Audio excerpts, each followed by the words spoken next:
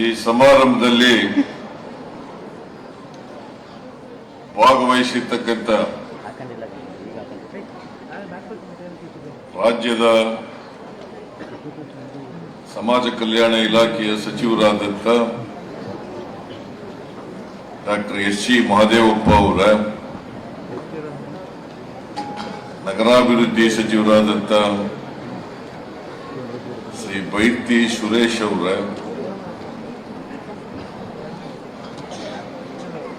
ಮುಖ್ಯಮಂತ್ರಿಗಳ ರಾಜಕೀಯ ಕಾರ್ಯದರ್ಶಿಗಳಾದಂಥ ನಸೀರ್ ಅಹಮದ್ ಅವರ, ಗೋವಿಂದರಾಜು ಅವರ, ಮೇಲ್ಮನೆಯ ಸದಸ್ಯರಾದಂಥ ತಿಮ್ಮಯ್ಯನವರ, ಯು.ಬಿ. ವೆಂಕಟೇಶ್ ಅವರ,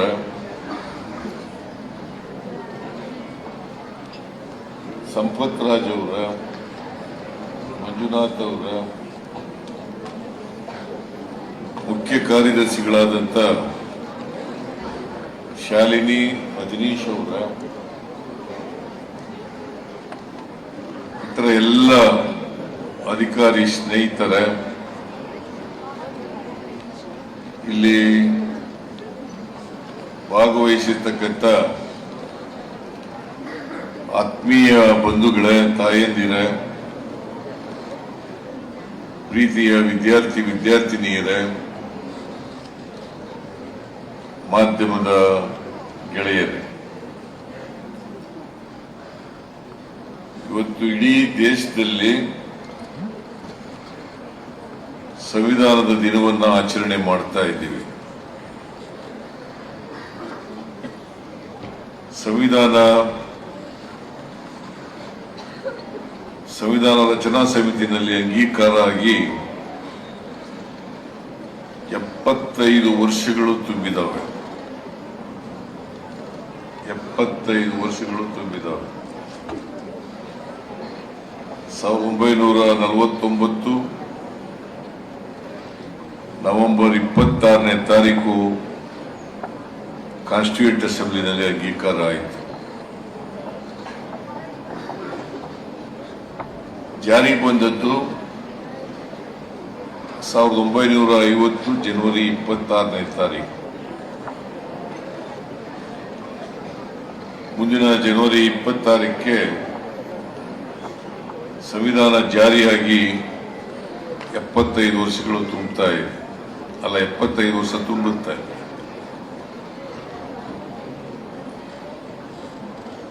ಬಹಳ ದೀರ್ಘಕಾಲ ಶಾಂತಿಲಿರ್ತಕ್ಕಂಥ ಜಗತ್ತಿನಲ್ಲಿ ಯಾವುದಾದ್ರು ಸಂವಿಧಾನ ಇದ್ರೆ ಅದು ಭಾರತದ ಸಂವಿಧಾನ ಅಂತಕ್ಕಂಥದ್ದನ್ನು ಮರೀಲಿಕ್ಕೆ ಸಾಧ್ಯ. 75 ವರ್ಷಗಳು ಈ ಸಂವಿಧಾನ ಜಾರಿನಲ್ಲಿದೆ.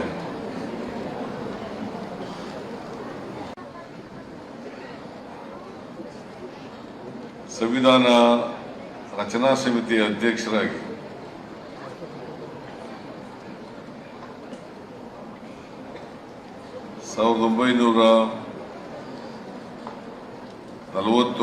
ನವೆಂಬರ್ 25ನೇ ತಾರೀಕು ಕೆಲವು ಎಚ್ಚರಿಕೆಯ ಮಾತುಗಳನ್ನು ನಮ್ಮೆಲ್ಲರಿಗೂ ಕೂಡ ಹೇಳಿದ್ದಾರೆ. ಒಂದು, ಸಂವಿಧಾನ ಎಷ್ಟೇ ಶ್ರೇಷ್ಠವಾಗಿದ್ರೂ ಕೂಡ, ಎಷ್ಟೇ ಒಳ್ಳೆಯದಾಗಿದ್ರೂ ಕೂಡ ಅದು ಕೆಟ್ಟವ್ರ ಕೈನಲ್ಲಿದ್ದರೆ ಕೆಟ್ಟದಾಗ್ತದೆ. ಅದು ಒಳ್ಳೆಯವ್ರ ಕೈನಲ್ಲಿದ್ದರೆ ಒಳ್ಳೆಯದಾಗ್ತದೆ. ಅದರಿಂದ ಯಾರು ಸರ್ಕಾರ ನಡೆಸ್ತಾರೆ, ಆ ಸರ್ಕಾರ ನಡೆಸೋರು ಒಳ್ಳೆಯವರ ಕೆಟ್ಟವರ ಅಂತಕ್ಕಂಥದ್ರ ಮೇಲೆ ಸಂವಿಧಾನದ ಆಶಯಗಳು ಈಡೇರಲಿಕ್ಕೆ ಸಾಧ್ಯ ಆಗ್ತವೆ. ಸಂವಿಧಾನಕ್ಕೆ ವಿರುದ್ಧವಾಗಿರೋರ ಕೈನಲ್ಲಿ ಇದ್ರೆ ಸಂವಿಧಾನದ ಆಶಯಗಳು ಹೆಂಗೆ ಈಡೇರ್ತವೆ? ಈಡೇರಲಿಕ್ಕೆ ಸಾಧ್ಯನೇ. ಯಾರಿಗೆ ಸಂವಿಧಾನದ ಪರವಾಗಿ ಪರವಾಗಿರ್ತಾರೆ, ಅದನ್ನ ಆಶಯಗಳನ್ನ ಜಾರಿಗೆ ತರಬೇಕು ಅಂತಕ್ಕಂಥ ಇಚ್ಛಾಶಕ್ತಿ ಇರ್ತದೆ, ಅಂತ್ಯವ್ರ ಕೈನಲ್ಲಿದ್ರೆ ಸಂವಿಧಾನದ ಆಶಯಗಳು ಜಾರಿಯಾಗಲಿಕ್ಕೆ ಸಾಧ್ಯ. ಇದನ್ನ ನಾವೆಲ್ಲರೂ ಕೂಡ ಬಹಳ ಸ್ಪಷ್ಟವಾಗಿ ಅರ್ಥ ಮಾಡ್ಕೋಬೇಕು. ಅವರು ಸಂವಿಧಾನ ರಚನಾ ಸಮಿತಿ ಅಂದ್ರೆ ಕಾನ್ಸ್ಟಿಟ್ಯೂಂಟ್ ಅಸೆಂಬ್ಲಿನಲ್ಲಿ ಕೊನೆ ಭಾಷಣ ಮಾಡಿದ್ದಾರೆ. ಅದು ಒಂದು ಐತಿಹಾಸಿಕವಾದಂತ ಭಾಷಣ. ಅದು ಮಾಡಿದ್ದು ಯಾವತ್ತಪ್ಪ ಅಂತಂದ್ರೆ 1949 ನವೆಂಬರ್ 25ನೇ ತಾರೀಕು. ನವೆಂಬರ್ 25ನೇ ತಾರೀಕು ಕೊನೇ ಭಾಷಣ. ಅದು ಒಂದು ಐತಿಹಾಸಿಕವಾದಂತ ಭಾಷಣ. ಅವತ್ತು ನಮಗೆಲ್ಲ ಎಚ್ಚರಿಕೆ ಕೊಟ್ಟಿರ್ತಕ್ಕಂಥದ್ದು ಏನಪ್ಪಾ ಅಂತಂದ್ರೆ, ನಮಗೆ ರಾಜಕೀಯ ಸ್ವಾತಂತ್ರ್ಯ ಸಿಕ್ಕಿದೆ. ರಾಜಕೀಯ ಸ್ವಾತಂತ್ರ್ಯ ಸಿಕ್ಕಿದೆ. ಒಂದು ವೋಟು ಒಂದು ವ್ಯಾಲ್ಯೂ. ಎಲ್ಲ ಪ್ರೆಸಿಡೆಂಟ್ ಇಂದ ಹಿಡಿದು ಅತ್ಯಂತ ಕೆಳಮಟ್ಟದ ಇರತಕ್ಕಂಥ ಜನರಿಗೆ ಒಂದು ವೋಟು ಒಂದು ವ್ಯಾಲ್ಯೂ, ಒಂದು ವೋಟ್ ಒಂದು ವ್ಯಾಲ್ಯೂ ಸಿಕ್ಕಿದೆ. ಅದೇ ರೀತಿನಲ್ಲಿ ಒಂದು ಮೌಲ್ಯ ಇರ್ತಕ್ಕಂಥದ್ದು ಎಲ್ಲ ಜನರಲ್ಲಿ ಕೂಡ ಇಲ್ಲ. ಅದಕ್ಕೋಸ್ಕರ ನಾವು ಏನ್ ಹೇಳಿದ್ರು ಗೊತ್ತಾ, 1950 ಜನವರಿ 26ನೇ ತಾರೀಕು ವೈರುಧ್ಯತೆ ಇರ್ತಕ್ಕಂಥ ಸಮಾಜಕ್ಕೆ ಕಾಲಿಡ್ತಾ ಇದ್ದೀವಿ. ವೈರುಧ್ಯತೆ ಇರ್ತಕ್ಕಂಥ ಸಮಾಜಕ್ಕೆ ಕಾಲಿಡ್ತಿದ್ದೀವಿ. ಆರ್ಥಿಕ ಅಸಮಾನತೆ ಇದೆ, ಸಾಮಾಜಿಕ ಅಸಮಾನತೆ ಇದೆ. ಈ ಅಸಮಾನತೆಯನ್ನ ಹೋಗಲಾಡಿಸದೆ ಹೋದ್ರೆ ನಮಗೆ ರಾಜಕೀಯ ಸ್ವಾತಂತ್ರ್ಯ ಸಿಕ್ಕಿದ್ದಕ್ಕೆ ಸಾರ್ಥಕ ಆಗಲ್ಲ. ಅದಕ್ಕೋಸ್ಕರ ರಾಜಕೀಯ ಸ್ವಾತಂತ್ರ್ಯ ಜೊತೆನಲ್ಲೇ ನಾವು ಆರ್ಥಿಕ ಸ್ವಾತಂತ್ರ್ಯವನ್ನ ಕೊಡ್ಲಿಕ್ಕೆ ಪ್ರಯತ್ನವನ್ನು ಮಾಡಬೇಕು. ಅದಕ್ಕೋಸ್ಕರನೇ ಬಾಬಾ ಸಾಹೇಬ್ ಅಂಬೇಡ್ಕರ್ ಅವರು ಬಹಳ ಸ್ಪಷ್ಟವಾಗಿ ಸಂವಿಧಾನದಲ್ಲಿ ಹೇಳಿದ್ದಾರೆ, ಸ್ವಾತಂತ್ರ್ಯ, ಸಮಾನತೆ, ನ್ಯಾಯ ಮತ್ತು ಭ್ರಾತೃತ್ವ. ಸ್ವಾತಂತ್ರ್ಯ, ಸಮಾನತೆ, ನ್ಯಾಯ ಮತ್ತು ಭ್ರಾತೃತ್ವ. ಇದನ್ನ ಬಹಳ ಸ್ಪಷ್ಟವಾಗಿ ಹೇಳಿದ್ದಾರೆ. ನಾವೆಲ್ಲರೂ ಕೂಡ ಸಂವಿಧಾನ ಅರ್ಥ ಮಾಡ್ಕೊಳ್ಳೋದು ಅಂತಂದ್ರೆ ಇವುಗಳನ್ನ ಅರ್ಥ ಮಾಡ್ಕೊಳ್ತಕ್ಕಂಥದ್ದು. ಪ್ರತಿಯೊಬ್ಬರಿಗೂ ನ್ಯಾಯ ಸಿಗಬೇಕು, ಪ್ರತಿಯೊಬ್ಬರಿಗೂ ಸ್ವಾತಂತ್ರ್ಯ ಸಿಗಬೇಕು.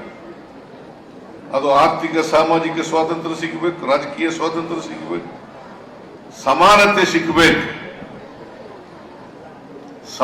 ಸಿಗಬೇಕು, ಮತ್ತು ಭ್ರಾತೃತ್ವ ಇರಬೇಕು. ಇಂಥ ಸಾಮಾಜಿಕ ವ್ಯವಸ್ಥೆಯನ್ನ ನಾವು ಸಾಧಿಸಬೇಕು. ಇಂಥ ಸಾಮಾಜಿಕ ವ್ಯವಸ್ಥೆ ಇರ್ತಕ್ಕಂಥ ಸಮಾಜವನ್ನು ಕಟ್ಟಬೇಕು. ಇದು ಬಾಬಾ ಸಾಹೇಬ್ ಅಂಬೇಡ್ಕರ್ ಅವರು ಹೇಳಿರ್ತಕ್ಕಂಥ. ಅದಕ್ಕೋಸ್ಕರನೇ ನಾವು ಈ ಸಾರಿ ಅಧಿಕಾರಕ್ಕೆ ಬಂದ ಮೇಲೆ ಮಾದೇವಪ್ಪ ಸಮಾಜ ಕಲ್ಯಾಣ ಸಚಿವರಾದ ಮೇಲೆ ಎಲ್ಲ ಶಾಲೆಗಳಲ್ಲಿ, ಎಲ್ಲ ಕಾಲೇಜುಗಳಲ್ಲಿ ಸಂವಿಧಾನದ ಪೀಠಿಕೆಯನ್ನು ಓದಿಸ್ತಕ್ಕಂಥ ಪ್ರಯತ್ನವನ್ನು ಮಾಡ್ತಾ ಇದ್ದೀವಿ. ಜೊತೆಗೆ ಸಂವಿಧಾನ ದಿನವನ್ನ ಅರ್ಥಪೂರ್ಣವಾಗಿ ಆಚರಣೆ ಮಾಡ್ತಕ್ಕಂಥದ್ದನ್ನು ಕೂಡ ಮಾಡ್ತೀವಿ. ಇದು ಬಹಳ ಮುಖ್ಯ. ನಮ್ಮ ದೇಶದಲ್ಲಿ ಸಂವಿಧಾನ ವಿರೋಧಿಗಳೂ ಇದ್ದಾರೆ. ಇದನ್ನ ನಾವು ಅರ್ಥ ಮಾಡ್ಕೋಬೇಕಾಗ್ತದೆ. 1949 ನವೆಂಬರ್ 26ನೇ ತಾರೀಕು ಸಂವಿಧಾನ ಅಂಗೀಕಾರ ಆದ್ಮೇಲೆ ಇದನ್ನ ವಿರೋಧ ಮಾಡಿದವರು ಯಾರು ಅಂತಕ್ಕಂಥದ್ದನ್ನ ಗುರುತಿಸ್ತಾರೆ ಅಲ್ವಾ? ಇದನ್ನ ವಿರೋಧ ಮಾಡಿದವರು ಯಾರು? ಸಾವರ್ಕರ್ ವಿರೋಧ ಮಾಡಿದ್ರು, ಆಮೇಲೆ ಗುರೂಜಿ ಗೋಲ್ವಾಲ್ಕರ್ ವಿರೋಧ ಮಾಡಿದ್ರು, ಸಾವರ್ಕರ್ ವಿರೋಧ ಮಾಡಿದ್ರು, ಹಿಂದೂ ಮಹಾಸಭಾದ ಅಧ್ಯಕ್ಷರು. ಆಮೇಲೆ RSS ಬಿಜೆಪಿಯ ಮಾತೃ ಪಕ್ಷ RSS ನ ಅಧ್ಯಕ್ಷರು ಇದನ್ನ ವಿರೋಧ ಮಾಡಿದ್ರು. ಇದನ್ನ ನಾವು ಅರ್ಥ ಮಾಡ್ಕೋಬೇಕಲ್ಲ, ಅರ್ಥ ಮಾಡ್ಕೋಬೇಕ ಬೇಡ? ಅದಕ್ಕೆ ನೋಡಿ, ಒಂದ್ ಕಡೆ ಹೆಂಗೆ ವಿಪರ್ಯಾಸ ಇದೆ ಅಂತಂದ್ರೆ, ವೆಂಕಟಾಚಲಯ್ಯನವರ ಅಧ್ಯಕ್ಷತೆಯಲ್ಲಿ ಒಂದು ಕಮಿಟಿ ಆಯಿತು, ಸಂವಿಧಾನ ಪುನರ್ರಚನೆ ಮಾಡತಕ್ಕಂಥ ಒಂದು ಕಮಿಟಿ ಆಯಿತು. ಯಾರಾಗ ಪ್ರಧಾನಮಂತ್ರಿ ಆಗಿದ್ದವರು? ಮಿಸ್ಟರ್ ವಾಜಪೇಯಿ ಅಲ್ವಾ? ನಾವು ಎಷ್ಟೆಲ್ಲ ಕಷ್ಟಪಡೋದು ಯಾಕಪ್ಪ ಅಂತಂದ್ರೆ, ಈ ಸಂವಿಧಾನವನ್ನ ಬಾಬಾ ಸಾಹೇಬ್ ಅಂಬೇಡ್ಕರ್ ಅವರು ರಚನೆ ಮಾಡಿದದ್ದು ಬರೀ ಭಾರತ ದೇಶದ ಸಾಮಾಜಿಕ ವ್ಯವಸ್ಥೆ, ಆರ್ಥಿಕ ವ್ಯವಸ್ಥೆಯನ್ನು ನೋಡಿ ಮಾಡಲಿಲ್ಲ. ಜಗತ್ತಿನ ಅನೇಕ ರಾಷ್ಟ್ರಗಳ ಸಂವಿಧಾನಗಳಿದ್ದಾವಲ್ಲ, ಆ ಸಂವಿಧಾನಗಳನ್ನೆಲ್ಲ ಅಭ್ಯಾಸ ಮಾಡಿ ಮತ್ತು ಅವರ ಅನುಭವ, ಇದರ ಆಧಾರದ ಮೇಲೆ ಇಂಥ ಒಂದು ಸಂವಿಧಾನವನ್ನ ರಚನೆ ಮಾಡಲಿಕ್ಕೆ ಸಾಧ್ಯ. ಇದು ಒಂದು ಲಿಖಿತ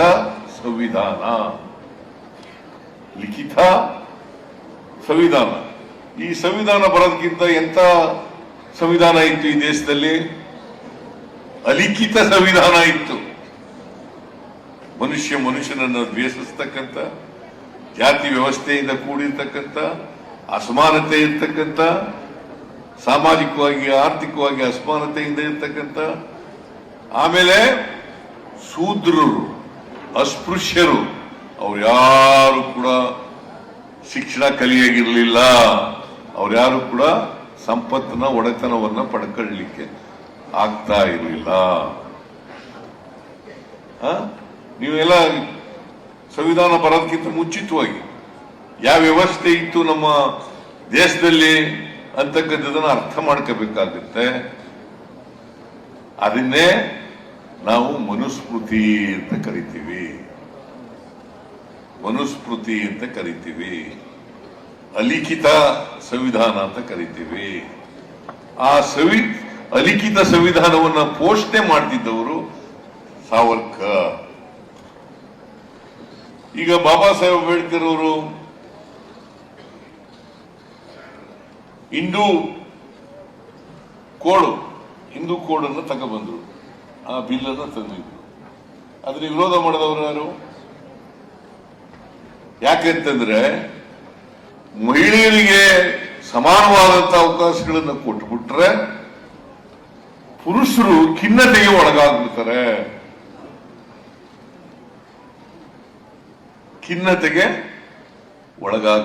ಇದನ್ನ ಹೇಳಿದವರು ಯಾರು? ನಾವು ತಿಳ್ಕೋಬೇಕಲ್ವಾ? ಸಂವಿಧಾನ ದಿನ ಆಚರಣೆ ಮಾಡ್ತೀವಿ ಅಂತ ಆಚರಣೆ ಮಾಡೋದಲ್ಲ. ಅದಕ್ಕೆ ಬಾಬಾ ಸಾಹೇಬ್ ಅಂಬೇಡ್ಕರ್ ಒಂದು ಮಾತು ಏನ್ ಹೇಳಿದ್ರು ಅಂತಂದ್ರೆ, ಯಾರಿಗೆ ಇತಿಹಾಸ ಗೊತ್ತಿಲ್ಲ ಅವ್ರು ಯಾರು ಕೂಡ ಭವಿಷ್ಯ ರೂಪಿಸಲಿಕ್ಕೆ ಸಾಧ್ಯ ಇಲ್ಲ. ತಿಳ್ಕೋಬೇಕು ನಾವು ಇದನ್ನು. ಯಾರಿಗೆ ಇತಿಹಾಸ ಗೊತ್ತಿರಲ್ಲ, ನಮ್ಮ ಸಾಮಾಜಿಕ ಇತಿಹಾಸ, ಆರ್ಥಿಕ ಇತಿಹಾಸ, ರಾಜಕೀಯ ಇತಿಹಾಸ ಯಾರಿಗೆ ಗೊತ್ತಿರಲ್ಲ ಅವ್ರು ಯಾರು ಕೂಡ ಭವಿಷ್ಯ ನಿರ್ಮಾಣ ಮಾಡಲಿಕ್ಕೆ ಸಾಧ್ಯ ಇಲ್ಲ, ಅವ್ರ ಭವಿಷ್ಯನೂ ರೂಪಿಸ್ಕೊಳ್ಳಲಿಕ್ಕೆ ಸಾಧ್ಯ ಇಲ್ಲ. ಇದನ್ನ ನಾವು ಅರ್ಥ ಮಾಡ್ಕೋಬೇಕಾಗ್ತದೆ. ಅದಕ್ಕೆ ಬರೀ ಅವರು ಬಾಬಾ ಸಾಹೇಬ್ ಅಂಬೇಡ್ಕರ್ ಅವರು ಇನ್ನೊಂದು ಮಾತು ಏನಪ್ಪಾ ಅಂತ ಹೇಳಿದ್ರು ಅಂತಂದ್ರೆ, ನಮಗೆ ಸ್ವಾತಂತ್ರ್ಯ ಬಂದದ್ದು ಸಾರ್ಥಕ ಆಗ್ಬೇಕಾದ್ರೆ ಎಲ್ಲರಿಗೂ ಆರ್ಥಿಕ ಸಾಮಾಜಿಕ ಸಬಲತೆ ಬಂದಾಗ ಮಾತ್ರ ಸಾಧ್ಯ ಆಗ್ತದೆ. ಅದಕ್ಕೆ ಈ ಸಮಾನತೆ ಬಿಟ್ಟು ಆರ್ಥಿಕ ಸ್ವಾತಂತ್ರ್ಯ ಇರ್ಲಿಕ್ಕೆ ಸಾಧ್ಯ ಇಲ್ಲ. ಆರ್ಥಿಕ ಸ್ವಾತಂತ್ರ್ಯ ಬಿಟ್ಟು ಸಾಮಾಜಿಕ ಸ್ವಾತಂತ್ರ್ಯ ಇರಲಿಕ್ಕೆ ಸಾಧ್ಯ. ಈ ಒಂದಕ್ಕೊಂದಕ್ಕೆ ಇಂಟರ್ಲಿಂಕ್ಡ್ ಇವೆ. ನಾವು ಸಮಾನತೆ ಇರ್ತಕ್ಕಂಥ ಒಂದು ಸಮಾಜ ನಿರ್ಮಾಣ ಮಾಡಬೇಕಾದ್ರೆ ಆರ್ಥಿಕ ಸ್ವಾತಂತ್ರ್ಯನೂ ಇರಬೇಕು, ಸಾಮಾಜಿಕ ಸ್ವಾತಂತ್ರ್ಯನೂ ಇರಬೇಕು, ರಾಜಕೀಯ ಸ್ವಾತಂತ್ರ್ಯ. ಅದಕ್ಕೆ ನಾವು ಇದನ್ನ ಬಾಬಾ ಸಾಹೇಬ್ ಅಂಬೇಡ್ಕರ್ ಅವರು ಹೇಳಿರ್ತಕ್ಕಂಥ ನಮ್ಮ ದೇಶಕ್ಕೆ ಕೊಟ್ಟಿರ್ತಕ್ಕಂಥ ಸಂವಿಧಾನ ಇದೆಯಲ್ಲ, ಇದನ್ನ ಚಾಚೂ ತಪ್ಪದೆ ನಮ್ಮ ಸರ್ಕಾರ ಜಾರಿ ಮಾಡತಕ್ಕಂಥ ಪ್ರಾಮಾಣಿಕ ಪ್ರಯತ್ನವನ್ನ ಮಾಡ್ತಾ ಇದೆ.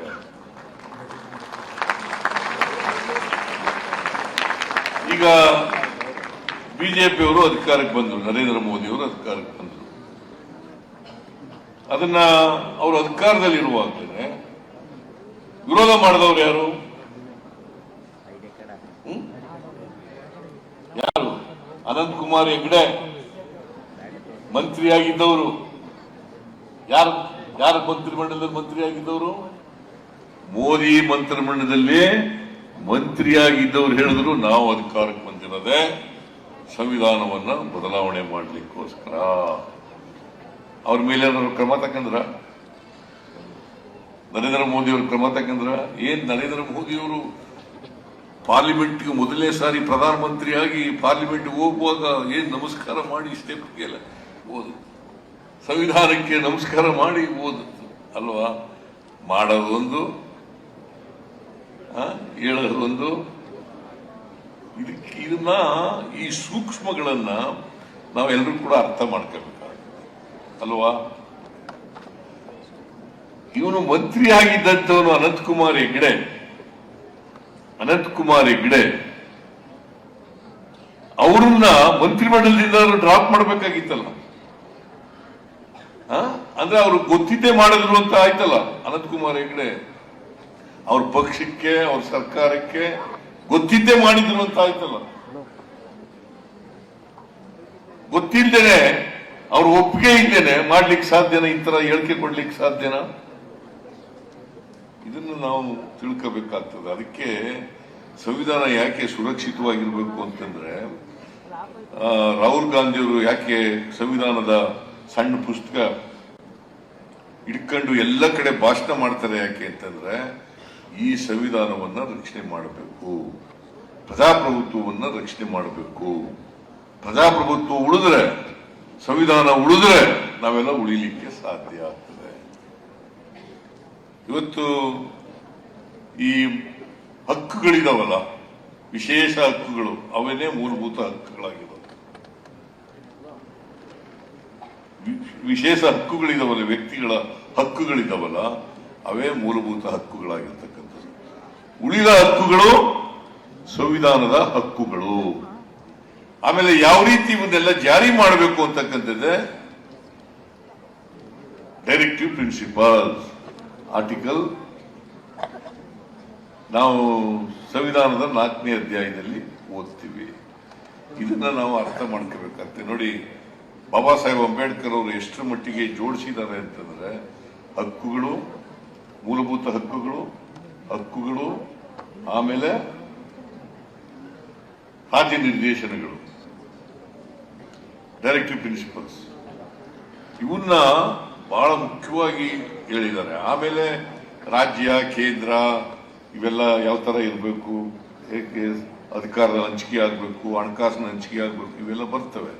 ಅದೆಲ್ಲ ಬೇರೆ ವಿಚಾರಗಳು. ಆದರೆ ಈ ಸಂವಿಧಾನದ ಪೀಠಿಕೆಯಲ್ಲಿರ್ತಕ್ಕಂಥ ಆಶಯಗಳಿದ್ದಾವಲ್ಲ, ಧ್ಯೇಯೋದ್ದೇಶಗಳಿದ್ದಾವಲ್ಲ, ಅವು ಬಹಳ ಮುಖ್ಯವಾಗಿ ನಾವೆಲ್ಲರೂ ಕೂಡ ತಿಳ್ಕೋಬೇಕಾಗ್ತದೆ.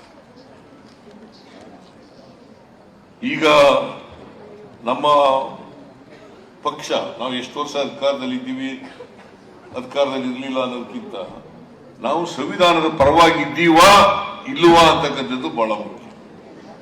ಯಾವುದೇ ಸರ್ಕಾರ, ಯಾವುದೇ ಪಕ್ಷ ಅಧಿಕಾರಕ್ಕೆ ಬಂದಾಗ ಸಂವಿಧಾನದ ರೀತಿ ನಡ್ಕೋಬೇಕು. ಅದಕ್ಕೆ ಬಾಬಾ ಸಾಹೇಬ್ ಅಂಬೇಡ್ಕರ್ ಅವರು ಹೇಳಿರೋರು, ನಾವು ಜನವರಿ 1950 26ನೇ ತಾರೀಕು ವೈರುಧ್ಯತೆ ಇರ್ತಕ್ಕಂಥ ಇಡ್ತಾ ಇದ್ದೀವಿ.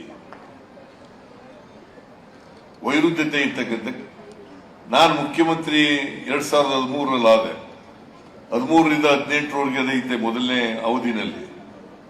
ಆಗ ಅನೇಕ ಭಾಗ್ಯಗಳನ್ನ ನಾವು ಘೋಷಣೆ ಮಾಡತಕ್ಕಂಥ ಕೆಲಸವನ್ನು, ಅವನ್ನೆಲ್ಲ ಜಾರಿ ಕೊಡ್ತಕ್ಕಂಥ ಕೆಲಸವನ್ನು ಮಾಡೋದು.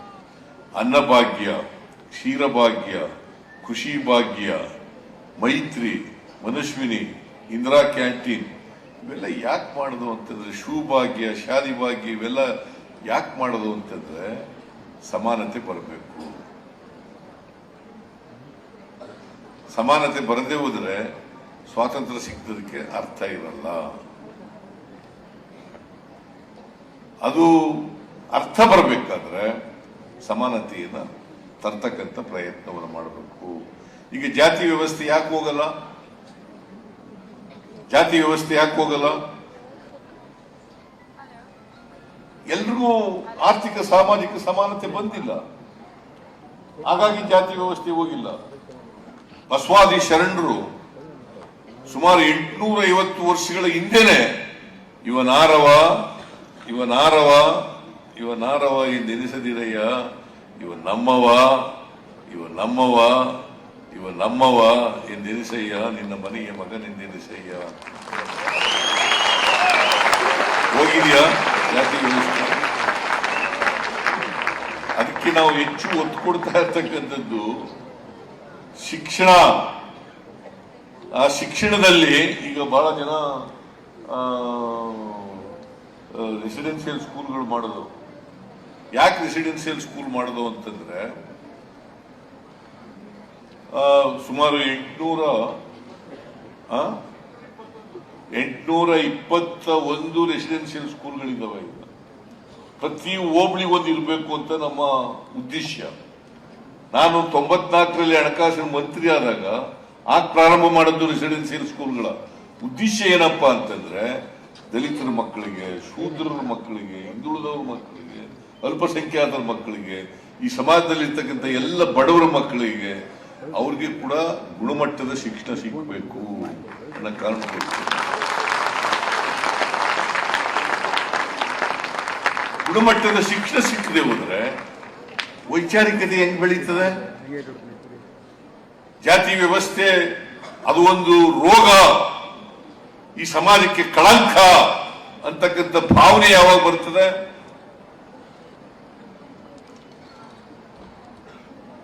ಜಾತಿ ವ್ಯವಸ್ಥೆ ಈ ಸಮಾಜಕ್ಕೆ ಅಂಟಿದಂತ ರೋಗ ಅಲ್ಲ, ಜಾತಿ ವ್ಯವಸ್ಥೆಯಿಂದಲೇ ಅಸಮಾನತೆ ನಿರ್ಮಾಣ ಆಗಿರೋದು. ಯಾಕಂತಂದ್ರೆ ಒಬ್ಬ ವ್ಯಕ್ತಿಯ ಯೋಗ್ಯತೆಯನ್ನು ಅಳಿತಕ್ಕಂಥದ್ದು ಅವನ ಜಾತಿಯಿಂದ ಅಳಿತಾ ಇದ್ರು. ಅವನು ಯಾವ ಜಾತಿಗೂ ಸೇರಿದ್ದ ಅಂತ ಹೇಳಿ ಅವನು ವ್ಯಕ್ತಿ ಯೋಗ್ಯತೆ ಅಳಿತಾ ಇದ್ರು. ಅದು ಹೋಗ್ಬೇಕಲ್ಲ.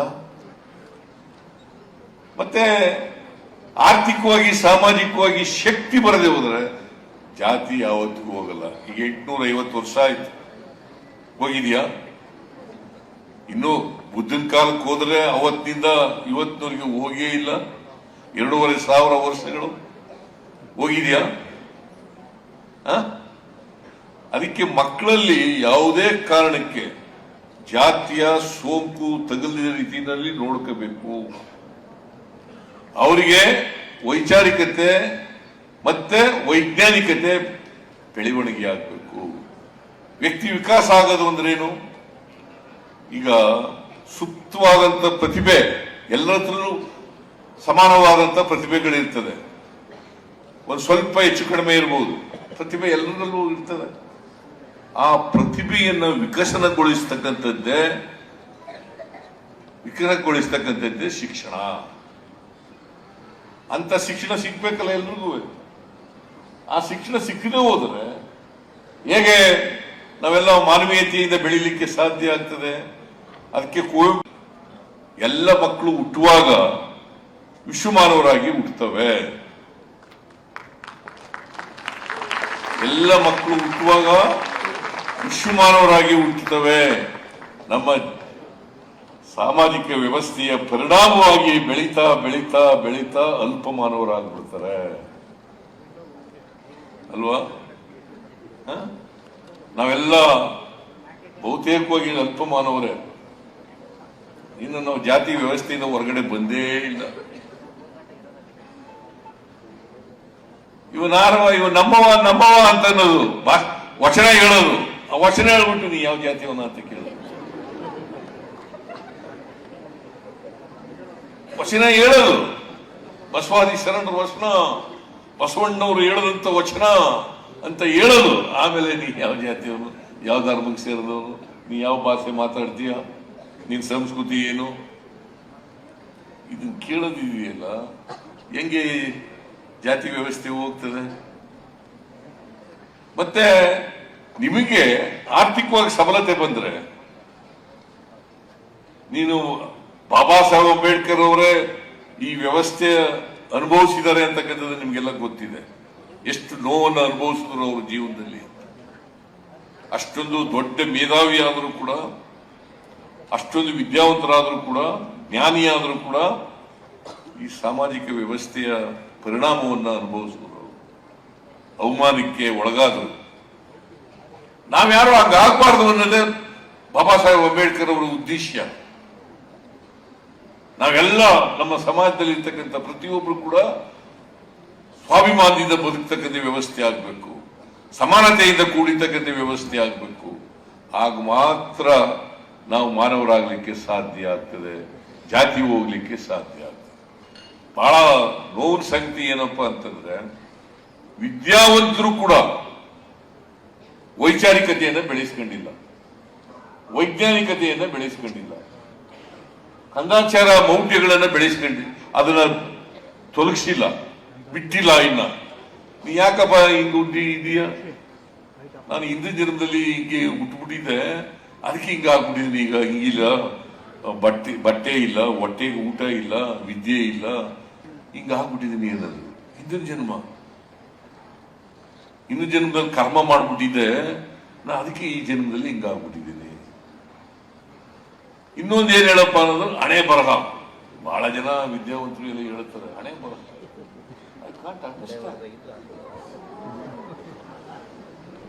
ಡಾಕ್ಟರ್ಗಳು ಹೇಳ್ತಾರೆ, ತಿಮ್ಮಯ್ಯನವ್ರೆ ನೀವ್ ಹೇಳ್ತೀರ ಏನೋ ಗೊತ್ತಿಲ್ಲ ನನಗೆ, ಡಾಕ್ಟರ್ಗಳೆಲ್ಲ ಹೇಳ್ತಾರೆ ಹಣೆ ಬರಹ. ಅದಕ್ಕೆ ನಾವು ವೈಚಾರಿಕತೆಯಿಂದ ಕೂಡಿರ್ತಕ್ಕಂಥ, ವೈಜ್ಞಾನಿಕತೆಯಿಂದ ಕೂಡಿರ್ತಕ್ಕಂಥ ಶಿಕ್ಷಣವನ್ನ ಪಡ್ಕೊಳ್ಳಲಿಕ್ಕೆ ಪ್ರಯತ್ನವನ್ನು ಮಾಡಿ. ಅದಕ್ಕೋಸ್ಕರನೇ ರೆಸಿಡೆನ್ಸಿಯಲ್ ಸ್ಕೂಲ್ಗಳು ಪ್ರಾರಂಭ ಆದವು, ಎಲ್ರಿಗೂ ಗುಣಮಟ್ಟದ ಶಿಕ್ಷಣ ಸಿಕ್ಕಲಿ ಅಂತೇಳಿ. ಉದ್ದೇಶ ಏನ್ ಗೊತ್ತಾ, DSSನವ್ರು ಹೇಳ್ತಾ ಇದ್ರು, ಏನಂತ ಹೇಳ್ತಾ ಇದ್ರು ಅಂದ್ರೆ, ನಮಗೆ ಸಾರಾಯ ಅಂಗಡಿಗಳು ಬೇಡ, ರೆಸಿಡೆನ್ಸಿಯಲ್ ಸ್ಕೂಲ್ಗಳು ಬೇಕು, ಹೋಬಳಿಗೊಂದು ರೆಸಿಡೆನ್ಸಿಯಲ್ ಸ್ಕೂಲ್. ಅದನ್ನೇ ಬಾಬಾ ಸಾಹೇಬ್ ಅಂಬೇಡ್ಕರ್ ಅವರು ಸಂವಿಧಾನದಲ್ಲಿ ಹೇಳಿದರು. ನಾವು ಈ ದಿನವನ್ನು ಆಚರಣೆ ಮಾಡಿಕೊಳ್ಳುವಾಗ, ಇಂಥ ಸಂವಿಧಾನದ ದಿನವನ್ನು ಆಚರಣೆ ಮಾಡುವಾಗ ಆತ್ಮಾವಲೋಕನ ಕೂಡ ಮಾಡ್ತೀವಿ. ನಾವು ಈ 75 ವರ್ಷಗಳಲ್ಲಿ ಎಷ್ಟು ದೂರ ನಡೆದಿದ್ದೀವಿ, ನಮ್ಮ ಸಂವಿಧಾನದ ರೀತಿ ನಡ್ಕೊಂಡಿದ್ದೀವ, ಸಂವಿಧಾನದ ರೀತಿ ನಾವು ಬೆಳವಣಿಗೆ ಆಗಿದ್ದೀವ ಇಲ್ಲ ಅಂತದನ್ನು ಆಚರಣೆ ಮಾಡ್ಕೊಳ್ತಕ್ಕಂಥದ್ದು ಇದೆಯಲ್ಲ, ಇದು ಬಹಳ ಮುಖ್ಯ. ಅದೇ ನಾವು ಸಂವಿಧಾನಕ್ಕೆ ಸಲ್ಲಿಸ್ತಕ್ಕಂಥ ಗೌರವ, ಅದೇ ನಾವು ಸಲ್ಲಿಸ್ತಾ ಇದ್ದೀವಿ. ಅದಕ್ಕೋಸ್ಕರ ಇಂಥ ಸಂವಿಧಾನ, ಇವತ್ತು ನಾನು ಮುಖ್ಯಮಂತ್ರಿ ಆಗಿದ್ರೆ ಈ ಸಂವಿಧಾನದಿಂದ ಅಂತಕ್ಕಂಥದ್ದನ್ನ,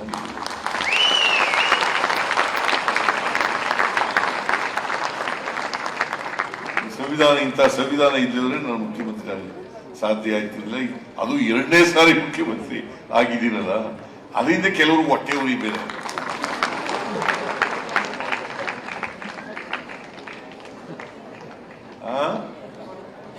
ತಡ್ಕೊಳಕ್ಕಾಯ್ತಾ ಇಲ್ಲ, ಏನ್ ಮಾಡೋದು? ನಾವೇನೇ ಇರ್ಲಿ, ನೀವೆಲ್ಲ ನಮ್ಮ ಜೊತೆ ಇರುವಾಗ ಅವ್ರ ಜೊತೆ ನಾನು ಅದಕ್ಕೆಲ್ಲ ಎದುರ್ಕೊಳ್ಳಲ್ಲ.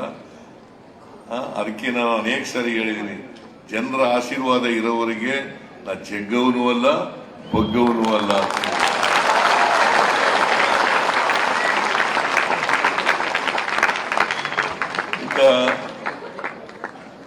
ಈ ಸಂವಿಧಾನದ ರೀತಿಯ ಸಾಮಾಜಿಕವಾಗಿ, ಆರ್ಥಿಕವಾಗಿ, ರಾಜಕೀಯವಾಗಿ ಎಲ್ಲರಿಗೂ ಶಕ್ತಿ ಕೊಡ್ತಕ್ಕಂಥ ಸಮಾನತೆಯ ಸಮಾಜ ನಿರ್ಮಾಣ ಮಾಡಲಿರ್ತಕ್ಕಂಥ ಪ್ರಯತ್ನವನ್ನು ಮಾಡ್ತೇವೆ. ಮತ್ತೆ ಈ ಸಂವಿಧಾನವನ್ನು ರಕ್ಷಣೆ ಮಾಡ್ತಕ್ಕಂಥ ಕೆಲಸವನ್ನು ಮಾಡ್ತೇವೆ ಅಂತಕ್ಕಂಥ ಮಾತುಗಳನ್ನು ಹೇಳಿ ಬಾಬಾ ಸಾಹೇಬ್ ಅಂಬೇಡ್ಕರ್ ಅವರಿಗೆ, ಜಗಜೀವನ್ ರಾಮ್ ಅವರಿಗೆ ಗೌರವಗಳನ್ನು ಸಲ್ಲಿಸಿ ನನ್ನ ಮಾತನ್ನು ಮುಗಿಸ್ತೇನೆ.